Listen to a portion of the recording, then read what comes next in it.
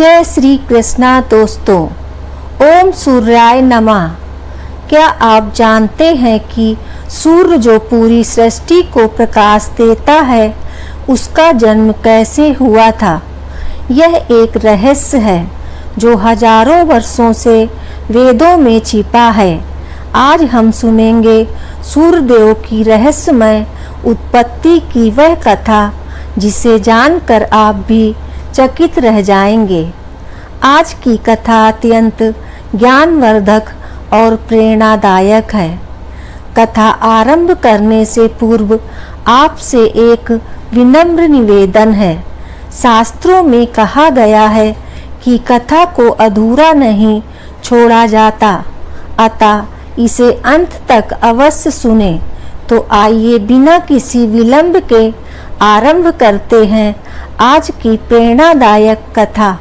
जब अस्तित्व का कोई नाम नहीं था, जब समय का कोई अर्थ नहीं था, जब न आकाश था न धरती, उस अनंत शून्य में केवल अंधकार था, गहरा अथाह भेदी अंधकार। यह वह काल था जब स्वयं ब्रह्मांड भी अपने आदि रूप में अव्यक्त और अदृश्य अवस्था में विचरण कर रहा था। उस महाशून्य में एक दिन अचानक स्पंदन हुआ, अनंत शक्ति का आविर्भाव हुआ और परंपरा अनुसार ब्रह्मा जी स्वयं अपने स्वरूप में प्रकट हुए। वह शून्य अब केवल शून्य नहीं रहा, उसमें एक बीज पड़ा, सृष्टि का आदि बीज। उस बीज से प्रपुष्टित हुआ एक दिव्य कमल, जिसकी स्वर्ण कांत से सारा अंधकार तिरोहित हो गया। उस कमल के मध्य में विराजमान हुए कमल योनि ब्रह्मा, सृष्टि के आदि सृष्टा स्वयं को चारों ओर अंधकार से घिरा देख ब्रह्मा जी विचलित हुए। उन्होंने अपना स्वरूप प्रकाशित किया, किंतु उनका प्रकाश उस अनंत अंधकार को भेदने में असमर्थ रहा। तब उनके मुख से अनायास ही प्रथम शब्द उच्चारित हुआ, ओम। यह केवल एक शब्द नहीं था, यह प्रकाश का तेज था, सूक्ष्म ऊर्जा का स्वरूप था। मैं सबका आदि हूँ, अंत हूँ, मुझ में ही सृष्टि का बीज निहित है। लेकिन इस अंधकार में मेरी सृष्टि कैसे विकसित होगी? ब्रह्मा ने विचार किया। उनके इसी विचार से एक अद्भुत घटना घटित हुई। उनके द्वारा उत्सहित ओम का शब्द अचानक एक ज्योति पुंज में परिवर्तित हो गया और इस प्रकार से एक दिव्य आकृति प्रकट हुई। तेजस्वी देदीप्यमान स्वर्णिम वह आकृति ब्रह्मा जी के चारों ओर प्रदक्षिणा करने लगी और जैसे जैसे वह घूमती गई अंधकार पीछे हटता गया। यह था सूर्य का आदि रूप, अंधकार का प्रथम विरोधी, प्रकाश का प्रथम स्रोत। ब्रह्मा ने प्रसन्न होकर कहा, तुम्हारे प्रकाश से ही मेरी सृष्टि का विस्तार होगा। तुम प्रकाश के अधिष्ठाता हो, जीवन के वाहक हो। अब से तुम्हारा नाम आदित्य होगा, जो आदि से है, जो अनादि है। उस ज्योतिमय पुरुष ने नतमस्तक होकर कहा, मैं आपका सेवक हूँ प्रभु। आपके आदेश का पालन करना ही मेरा कर्तव्य है। ब्रह्मा जी ने सूर्य के तेज को 3 भागों में विभाजित किया। प्रथम भाग से अग्नि, द्वितीय से विद्युत और तृतीय से उष्मा की उत्पत्ति हुई। इन तीनों से ही आगे चलकर सृष्टि का विस्तार हुआ। सूर्य के प्रकाश से प्रकाशित होकर ब्रह्मा ने सृष्टि की रचना आरंभ की। इस प्रकार अंधकार के गर्भ से प्रकाश का जन्म हुआ, जिसे हम आज सूर्य के रूप में जानते हैं। जैसे जैसे सृष्टि का विस्तार होता गया, ब्रह्मा जी के मानस पुत्र मरीचि का जन्म हुआ। मरीचि के पुत्र थे महर्षि कश्यप। जिनका तप और तेज अद्वितीय था। कश्यप का विवाह प्रजापति दक्ष की 13 कन्याओं से हुआ, जिनमें अदिति और दत्ति प्रमुख थी। अदिति देव माता कहलाए और दत्ति असुर माता। एक बार की बात है, जब देवताओं और असुरों के बीच भयंकर युद्ध हुआ। इस युद्ध में असुरों ने देवताओं को परास्त कर दिया और उन्हें स्वर्ग से निष्कासित कर दिया। देवताओं की इस दुर्दशा को देखकर अदिति का हृदय व्यथित हो उठा। उन्होंने अपने पति महर्षि कश्यप से कहा, स्वामी, हमारे पुत्र देवता अब अनाथों की भांति इधर उधर भटक रहे हैं। उन्हें उनका अधिकार दिलाने के लिए कुछ कीजिए। कश्यप बोले, देवी, इसका केवल एक ही उपाय है। तुम्हें कठोर तपस्या करनी होगी। यदि परमात्मा प्रसन्न हुए तो वे निश्चित ही हमारे पुत्रों की सहायता करेंगे। अदिति ने भगवान विष्णु की आराधना आरंभ की। वे निराहार रहकर एक पैर पर खड़ी होकर दिन रात श्री हरि का ध्यान करने लगी। उनकी अखंड तपस्या से प्रसन्न होकर एक दिन भगवान विष्णु प्रकट हुए। माता अदिति, तुम्हारी तपस्या से मैं अत्यंत प्रसन्न हूँ, वरदान मांगो। श्री विष्णु ने कहा। अदिति ने अत्यंत नम्रता से कहा, प्रभु, मेरे पुत्रों को उनका स्वर्गलोक वापस दिलाइए। उन्हें पुनः उनका अधिकार प्राप्त हो। श्री विष्णु मुस्कुराए और बोले, देवी, मैं स्वयं तुम्हारे पुत्र के रूप में अवतार लूंगा और असुरों का विनाश करूंगा। तुम निश्चिंत रहो। अदिति ने कृतज्ञता के साथ भगवान को प्रणाम किया और अपने आश्रम लौट आई। कुछ समय पश्चात उन्हें गर्भ धारण हुआ। वह गर्भ काल अत्यंत दिव्य और अद्भुत था। पूरा आश्रम तेजस्वी प्रकाश से आलोकित रहता, मानो स्वयं सूर्यदेव धरती पर उतर आए हों। परंतु जैसे जैसे समय बीतता गया, गर्भ में स्थित शिशु का तेज इतना तीव्र होता गया कि अदिति के लिए उसे धारण करना कठिन हो गया। उनका शरीर उस अलौकिक तेज को सहन नहीं कर पा रहा था। पीड़ा से व्याकुल होकर अदिति ने अपने पति कश्यप से कहा, स्वामी, मेरे गर्भ में स्थित शिशु का तेज मेरे शरीर को जला रहा है। यह मुझसे सहन नहीं हो रहा। कश्यप ने समाधि में स्थित होकर दिव्य दृष्टि से देखा और उन्हें सत्य का भान हुआ। उन्होंने कहा, देवी, तुम्हारे गर्भ में स्वयं सूर्य तेज विराजमान है। यह ब्रह्मा जी द्वारा उत्पन्न आदि सूर्य का अंश है, जो अब मानवीय स्वरूप में जन्म लेने जा रहा है। यह सुनकर अदिति और भी अधिक चिंतित हो उठी। कश्यप ने उन्हें धैर्य बंधाते हुए कहा, मैं अपनी मंत्र शक्ति द्वारा तुम्हारे गर्भ के तेज को कम कर देता हूँ, जिससे तुम्हें कुछ शांति प्राप्त हो सके। कश्यप ने मंत्रोर किया और अपनी योग शक्ति से अदिति के गर्भ को 2 भागों में विभाजित कर दिया। एक भाग में शिशु रहा और दूसरे में उसकी अधिकतम तेजस्विता। समय आने पर अदिति ने एक अत्यंत तेजस्वी पुत्र को जन्म दिया, जिसका संपूर्ण शरीर स्वर्णिम आभा से चमक रहा था। उसके जन्म लेते ही चारों दिशाओं में दिव्य प्रकाश फैल गया। आकाश में देव दुदुम्बियां बज उठी और देवताओं ने पुष्प वर्षा की। किंतु उसी क्षण एक विलक्षण घटना घटित हुई।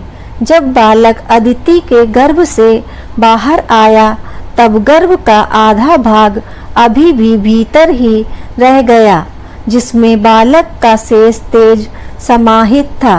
ऋषि कश्यप ने अपनी दिव्य दृष्टि से यह अद्भुत स्थिति देखी और प्रसव की प्रक्रिया को पूर्ण कर उस अर्धांग को भी बाहर निकाला।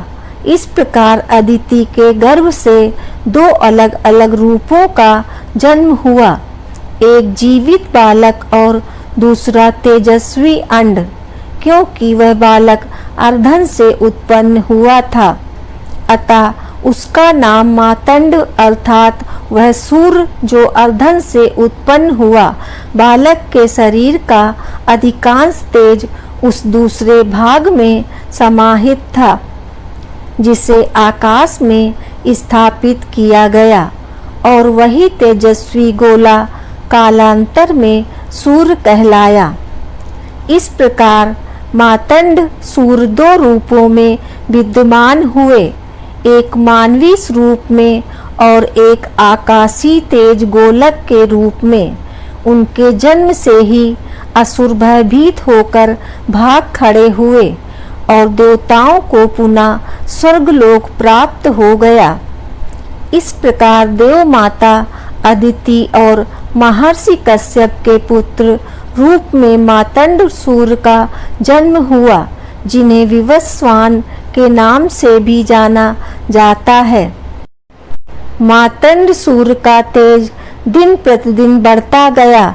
उनके शरीर से निकलने वाली किरणें इतनी प्रखर थीं कि कोई भी उनके समीप जाने का साहस नहीं कर पाता था।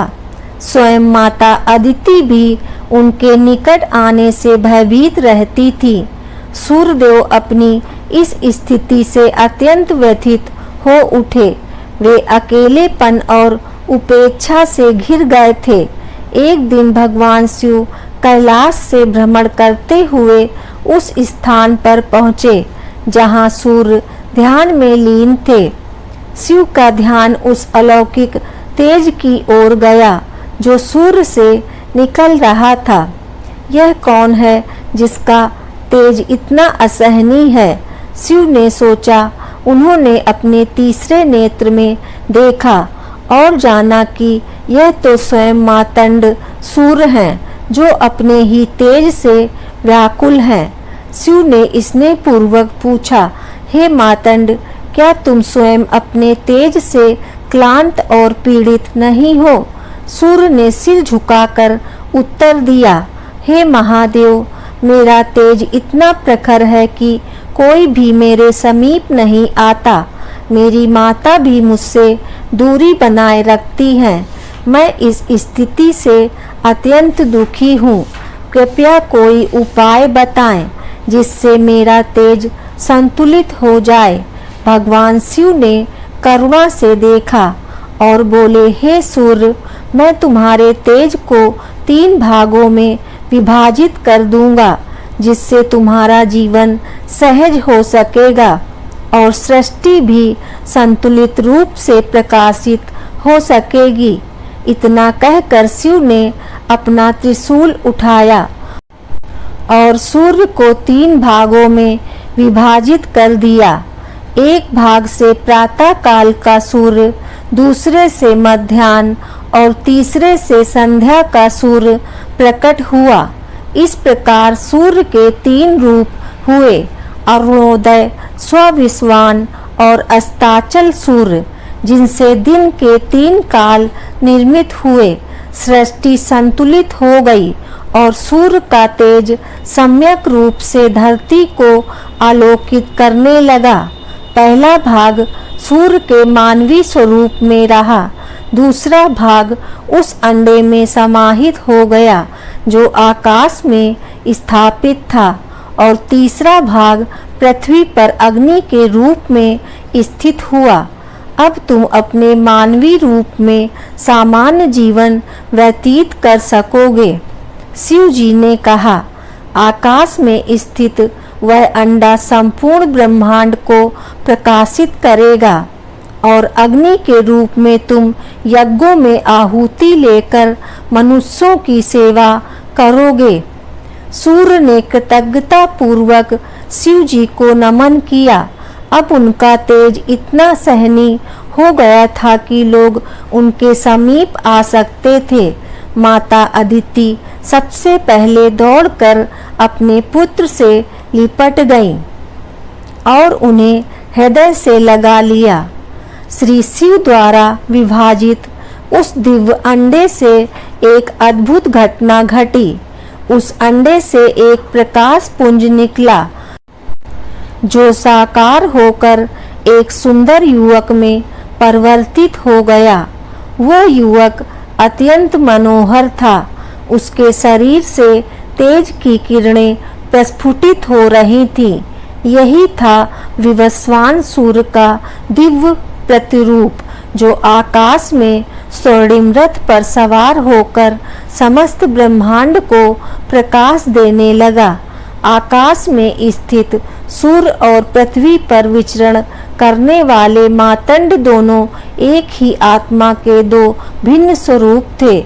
मातंड सूर्य अब सामान्य जीवन जीने लगे, जबकि आकाशी सूर्य अपने रथ पर सवार होकर प्रतिदिन पूरब से पश्चिम की यात्रा करने लगे, जिससे दिन और रात का चक्र आरंभ हुआ। यह विभाजन सूर्य की उत्पत्ति का एक अद्भुत और रहस्यमय पक्ष था, जिससे उनका अस्तित्व दिव्य और मानवीय दोनों रूपों में विभक्त हो गया। अब सूर्य युवावस्था में पहुंच गए थे। देवी अदिति और ऋषि कश्यप उनके विवाह को लेकर चिंतित हो उठे। उसी समय त्रिलोक में प्रसिद्ध देवी संज्ञा देव शिल्पी विश्वकर्मा की पुत्री अपने तेज और सौंदर्य के लिए जानी जाती थी। एक दिन देव ऋषि नारद विश्वकर्मा के भवन पहुँचे। विश्वकर्मा ने उनका आदर पूर्वक स्वागत किया और पूछा, हे देवर्षि, आपके आगमन का उद्देश्य जानना मेरे लिए सौभाग्य की बात होगी। नारद जी मुस्कुराए और बोले, मैं एक विशेष प्रस्ताव लेकर आया हूँ। देव माता अदिति और महर्षि कश्यप के पुत्र सूर्यदेव के लिए आपकी पुत्री संज्ञा का हाथ मांगने आया हूँ। विश्वकर्मा के मन में थोड़ी दुविधा उत्पन्न हुई। वे जानते थे कि सूर्य का तेज अत्यंत प्रखर है, भले ही वह अब विभाजित हो चुका है। क्या उनकी पुत्री वह तेज सहन कर पाएगी? परंतु सूर्य से संबंध एक गौरव की बात थी। उन्होंने संज्ञा को बुलाकर प्रस्ताव रखा। संज्ञा ने सूर्य के विषय में बहुत सुना था और सहर्ष विवाह के लिए सहमत हो गई। शुभ मुहूर्त में सूर्य और संज्ञा का विवाह संपन्न हुआ। देवताओं ने आकाश से पुष्प वर्षा की, इंद्र ने स्वागत की व्यवस्था की, अग्निदेव ने वेदी सजाई, मरुद्रन पवन का संचालन कर रहे थे और अप्सराएं नृत्य कर रही थीं। विवाह के बाद संज्ञा सूर्य के साथ अपने नवग्रह पहुंची। सूर्य ने उसे प्रेम पूर्वक अपनाया और उसका हर प्रकार से ध्यान रखा। समय बीतने के साथ संज्ञा ने 3 संतानों को जन्म दिया। वैवस्वत, मनु, यमी जुड़वा संतान और अश्वनी कुमार। यह परिवार सुखी था, लेकिन एक समस्या धीरे धीरे उभरने लगी। सूर्य का तेज अभी भी इतना प्रखर था कि संज्ञा को उनका साथ सहन नहीं हो पा रहा था। उनके शरीर की आभा आँखों को चुभती थी। उनका स्पर्श जलन देता था। वह भीतर ही भीतर क्षीण होती जा रही थी, परंतु अपने प्रेमवश उसने कभी कोई शिकायत नहीं की। अंततः एक दिन उसने निर्णय लिया, मैं अपने स्थान पर अपनी छाया को रखकर तपस्या करने जाऊंगी, जिससे मैं सूर्य के तेज को सहन करने योग्य बन सकूं। उसने अपनी छाया को आदेश दिया, तुम मेरे स्थान पर रहो, बच्चों की देखभाल करो और सूर्यदेव को मेरी अनुपस्थिति का आभास न होने दो। छाया ने आज्ञा का पालन किया। संज्ञा पिता के घर गई और वहां से एक दिन उत्तर दिशा की ओर वन में चली गई, जहां उसने घोड़ी का रूप धारण कर तपस्या प्रारंभ की। इधर छाया सूर्य के साथ रहने लगी। प्रारंभ में सब ठीक रहा, किंतु धीरे धीरे छाया का व्यवहार बदलने लगा। उसने वैवस्वत मनु, यम और यमी के साथ रूखा व्यवहार करना शुरू कर दिया और अपने 2 पुत्र सावनी मनु और सनी को अधिक प्रेम और विशेषाधिकार देने लगी। यम के साथ तो वह कठोरता की सारी सीमाएं लांघ गई। एक दिन क्रोधित यम ने छाया को पैर से झटका दिया, जिससे क्रोधित होकर छाया ने उसे श्राप दे दिया, तुम्हारा पैर सड़ जाएगा। यह सुन यम भयभीत हो गए और सूर्य के पास पहुंचकर बोले, पिताश्री, मैंने माता का अपमान नहीं किया था, फिर भी उन्होंने मुझे ऐसा भयंकर श्राप दे दिया। क्या माता अपने पुत्र को ऐसा श्राप देती है? सूर्य चिंतित हुए और उन्होंने अपनी दिव्य दृष्टि से संपूर्ण ब्रह्मांड का अवलोकन किया। उन्हें सच्चाई का पता चल गया। वे छाया के पास आए और उससे सत्य पूछने लगे। भयभीत छाया ने सारी बात स्वीकार कर ली। संज्ञा की पीड़ा, उसका वन गमन और छाया के रूप में स्वयं के रहने की बात सूर्य यम को सांत्वना देते हुए बोले, पुत्र, तुम्हारा पैर नहीं सड़ेगा, किंतु उसमें कीड़े पड़ेंगे और उसी से मानव जाति उत्पन्न होगी। तुम मृत्यु के देवता बनोगे और जीवों का न्याय करोगे। फिर सूर्य संज्ञा की खोज में चल पड़े। वे विश्वकर्मा के पास पहुँचे, जिन्होंने बताया कि संज्ञा उत्तर दिशा में तप कर रही है। सूर्य ने भी घोड़े का रूप धारण किया और उत्तर दिशा की ओर चल पड़े। हिमालय की एक घाटी में उन्हें तपस्या करती घोड़ी रूपी संज्ञा दिखाई दी। संज्ञा उन्हें देख भागने लगी। सूर्य भी पीछे दौड़े। दोनों एक दूसरे के चारों ओर चक्कर काटने लगे और उसी समय उनके सहयोग से अश्विनी कुमार दुती का जन्म हुआ। अंततः सूर्य ने अपना रूप प्रकट किया। संज्ञा उनके चरणों में गिर पड़ी और क्षमा मांगने लगी। सूर्य ने उसे उठाया और कहा, तुमने मुझसे अपनी व्यथा क्यों नहीं कही? संज्ञा ने आंसुओं के साथ उत्तर दिया, स्वामी, मैं आपको दुखी नहीं करना चाहती थी।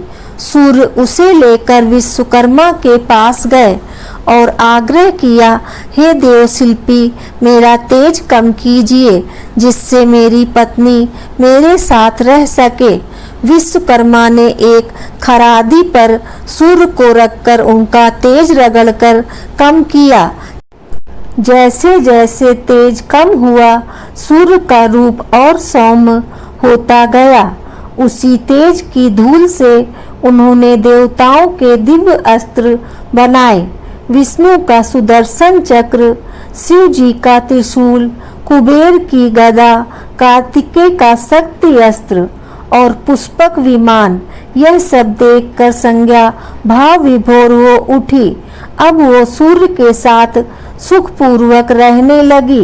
विश्वकर्मा ने सूर्य को एक दिव्य रथ भेंट किया, जिसमें 7 घोड़े जुड़े थे। 7 घोड़े 7 छंदों के प्रतीक थे और उसका सारथी बनाया गया। अरुण संज्ञा का भाई छाया को भी क्षमा कर घर में सम्मानजनक स्थान दिया गया। यमधर्मराज बने। वैवस्वत मनु ने पृथ्वी पर मानव सभ्यता की नींव रखी। अश्विनी कुमार देवताओं के वैद्य बने। सावनी मनु भविष्य के मनवंतर के अधिपति बने और शनि एक ग्रह के रूप में प्रतिष्ठित हुए। काल चक्र चलता रहा। सूर्य प्रतिदिन अपने स्वर्णिम रथ पर सवार होकर पूरब से पश्चिम की यात्रा करते रहे, जिससे दिन रात्रि का संचालन हुआ। एक दिन संज्ञा ने सूर्य से पूछा, स्वामी, क्या आप थकते नहीं? आप यह यात्रा क्यों निरंतर करते हैं? सूर्य ने गंभीरता से उत्तर दिया, प्रिय, जब तक यह सृष्टि है मेरा कर्तव्य चलता रहेगा। मेरे रुकने से जीवन रुक जाएगा। संज्ञा ने उनके त्याग और निष्ठा को नमन किया। महर्षि व्यास ने सूर्य से ज्ञान मांगा। पाणिनि ने व्याकरण और कई ऋषियों ने उनसे विद्याएं प्राप्त की। श्री कृष्ण ने स्वयं अर्जुन से कहा, प्रकृति के इस महान ज्योति स्वरूप को मैं अपनी योग माया से संचालित करता हूँ। सूर्य का तेज ही जीवन है। एक श्लोक में कहा गया है, आदित्य तस् नमस्कार ये कुर्वन्ति दिने दिने जन्मांतर सहस्रेषु दरिद्रम नोप्यते। अर्थात जो प्रतिदिन सूर्य को नमस्कार करता है वह हजारों जन्मों तक दरिद्र नहीं होता।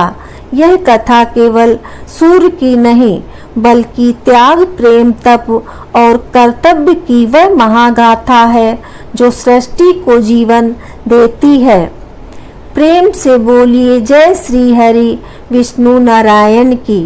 दोस्तों, आपको ये कथा कैसी लगी कृपया कमेंट करके ज़रूर बताएं।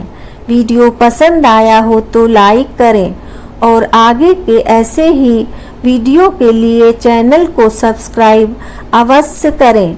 धन्यवाद आपका। जय श्री कृष्णा।